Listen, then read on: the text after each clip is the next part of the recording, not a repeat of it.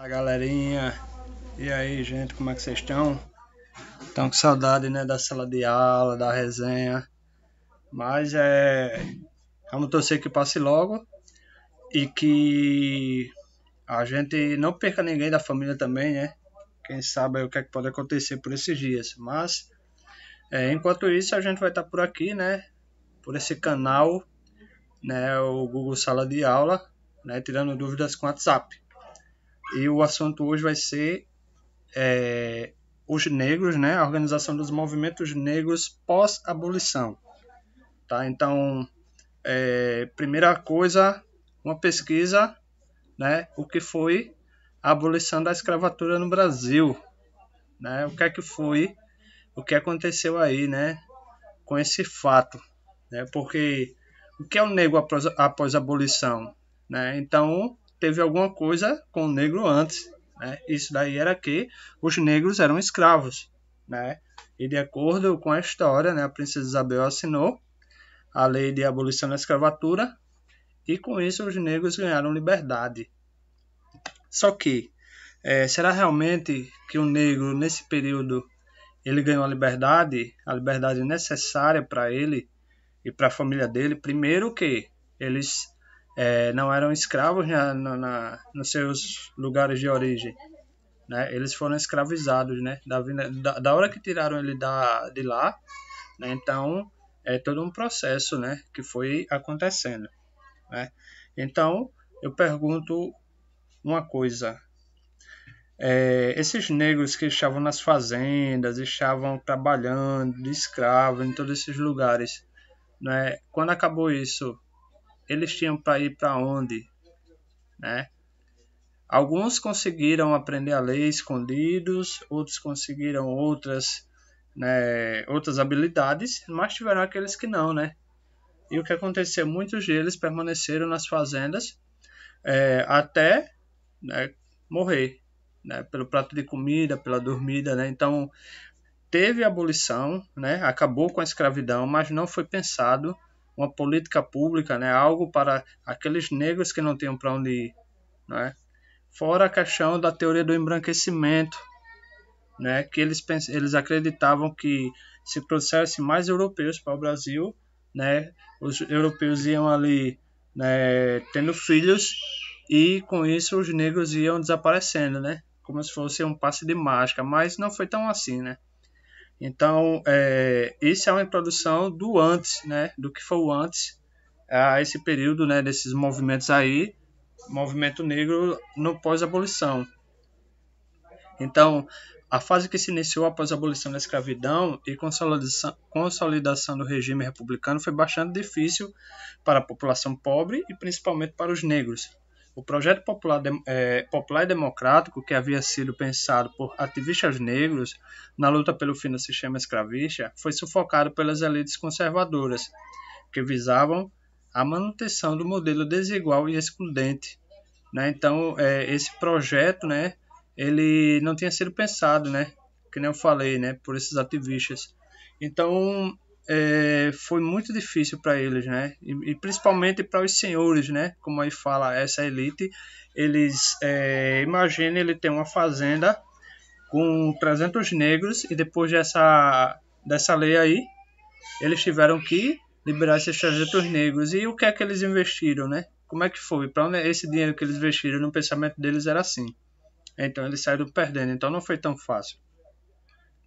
Os grupos abolicionistas, mais comprometidos com as questões que envolviam a cidadania da população negra, propunham mudanças radicais como reforma agrária, reforma eleitoral, acesso à educação, atendimento médico, emprego e salários dignos, entre outros direitos que permitiriam a isenção igualitária dos escravizados na sociedade.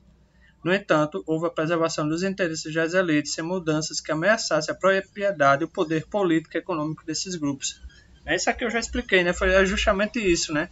Então o negro permaneceu da forma como ele estava, sem direitos, né? Porque o branco se sentia ofendido, né, se tem um negro naquele ambiente, né? Então é algo muito forte, né? Realmente, mas foi assim que aconteceu.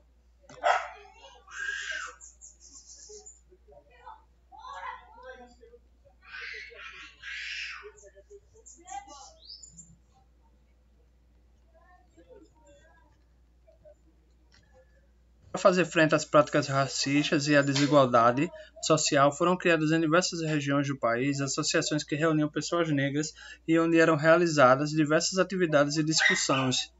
Esses núcleos contribuíram com a organização e difusão de ideias de pensadores negros que buscavam alternativas para a melhoria das condições de vida dessa parcela da população. Né? Mesmo assim, né, teve essas pessoas, né, que lutaram por direitos, né, que igualmente eles poderiam ter esses direitos. Né? Não era que por causa da cor da pele que eles não poderiam ter direitos iguais às pessoas brancas.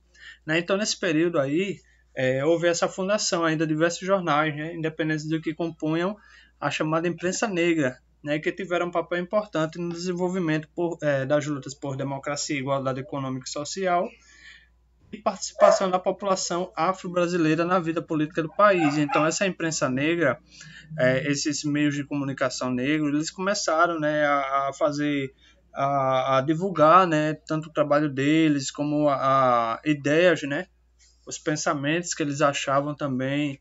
Então eles começaram a buscar meios para ter voz, para que eles pudessem garantir os seus direitos. Né? Então a imprensa negra contribuiu ainda no processo de consolidação dos movimentos negros contemporâneos e na construção da identidade das comunidades afrodescendentes que influenciaram a sociedade brasileira com projetos críticos ao modelo de dominação vigente. Né? Então, a imprensa negra, nesse período, realmente ela foi muito importante, né? Porque ela deu voz ao povo negro, ela deu voz e vez. Né? Então, e também não era fácil, né, eles manterem a imprensa, né, por conta da elite branca. Né? Então, aqui do lado a gente está vendo, né, esse jornal A Liberdade, né, que ele leva a isso aí, né? Eles levavam mensagens, né, de confiança, né? E então, aí agora vem, né? Primeiro foi a organização dos movimentos negros pós-abolição e agora a inserção dos negros na sociedade brasileira após a abolição, né?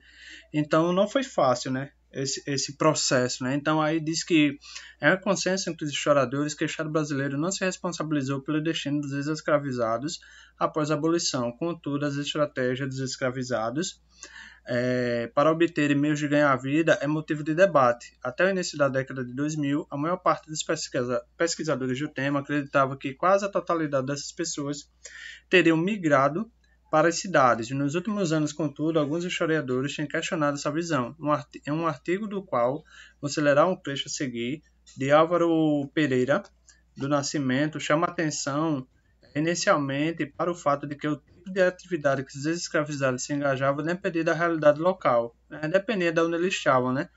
E afirma que, se grande parte dos libertos migrou para as cidades, né, que eu falei antes, alguns ficaram livres, quer dizer, todos ficaram livres, mas alguns não conseguiam ter essa habilidade para fazer alguma coisa e então permaneceram nas fazendas.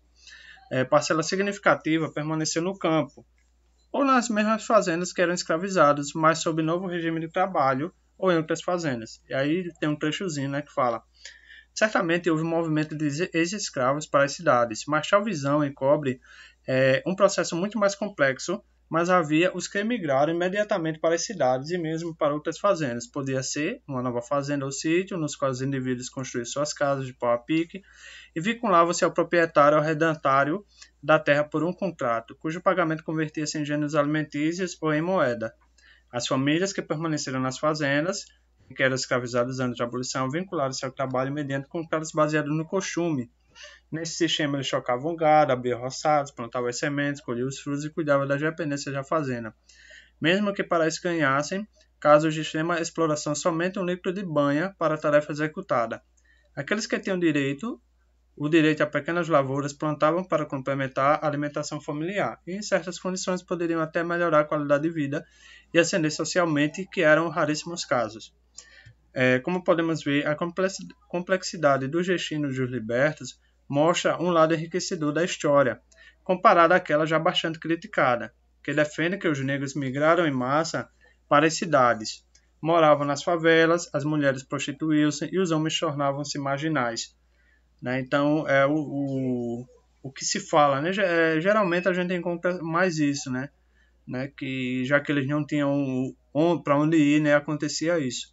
Algumas coletâneas, por exemplo, reúnem outras formas de investigar os libertos e seus descendentes no pós-abolição, revelando as experiências de trabalho urbano desses homens, mulheres e crianças nas áreas mais diversas, como a indústria, o trabalho doméstico, os esportes, a música, o teatro, a imprensa, a escola, as forças armadas, a construção de ferrovias e profissionais liberais. Profissões e as profissões liberais, né? Então, não foi fácil, né, esse momento de pós-abolição. Né? Não é que foi fácil, foi algo muito complexo e não obstante, vamos dizer assim, o que aconteceu com os negros após a abolição. Né? Então, a gente conclui aqui nessas duas perguntas para vocês. Né, aqui diz um colega, mas aí cada um na sua casa vai fazer essas perguntinhas aí, responder, e depois eu vou estar passando mais uma atividade lá na sala de aula de vocês.